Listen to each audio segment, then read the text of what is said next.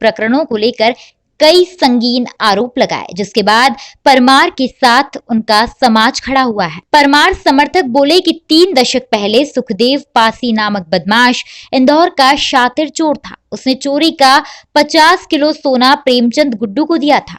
इसको लेकर MIG थाने के TI ने कड़ी पूछताछ के बाद उन्हें थाने से छुड़वाया था।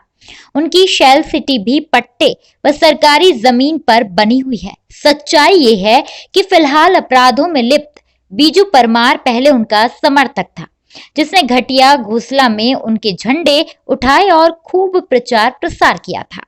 मगर अब काम वो गुड्डू के लिए कोई नहीं कर रहा है। इन सब के बाद दलित समाज के लोगों ने परमार के समर्थन के साथ ही प्रेमचंद गुड्डू को पूरे समाज के साथ परमार से माफी मांगने की मांग की है, अन्यथा इसका खामियाजा गुड्डू सावेर उपचुनाव में भुगतने को तैयार रहे। विषय है कि 2 दिन पहले DIG कार्यालय पे जो कांग्रेसियों ने असंवैधानिक रूप से एक धरना दिया था, उसके अंदर उन्होंने हमारे जो राष्ट्रीय अध्यक्ष है मनोज परमार जी, उन्हें अपशब्द गुंडा कह के पुकारा गया, क्रिमिनल कह के पुकारा गया। तो संपूर्ण आज मैं ये कहना चाहती हूँ कि मनोज परमार कोई पर्सनल प्रॉपर्टी नहीं है उनकी, वो पूरे दलित समाज की प्रॉपर्टी है।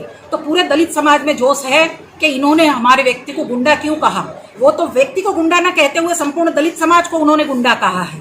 तो हम लोग ने पूरा संपूर्ण दलित समाज जो सावेर में उपचुनाव होने जा रहे हैं और वहां का जो प्रत्याशी है प्रेमचंद गुड्डू जी, उनका बहिष्कार करेंगे और इसका परिणाम देखने को इनको 10 तारीख को मिल जाएगा कि संपूर्ण दलित समाज, चाहे वो बलाई समाज हो, चाहे रविदास समाज हो, चाहे वाल्मीकि समाज हो, संपूर्ण दलित समाज उनको 10 तारीख को दिखा देगा कि दलित समाज की ताकत क्या है और मनोज परमार की ताकत क्या है। आज हम देखते हैं कि मनोज परमार संपूर्ण दलित समाज के लिए काम कर रहे हैं। उन्होंने सरकारी योजनाओं में कम से कम 2.5 से 3 करोड़ का फायदा दलित समाज को दिलाया है। आज प्रेमचंद गुड्डू जी दिखा दे कि वो पासी समाज के होके भी उन्होंने एक पासी का भी कभी हित किया है। उनका एम सिर्फ पैसा कमाना है, वो राजनीति के जरिए पैसे कमा रहे हैं।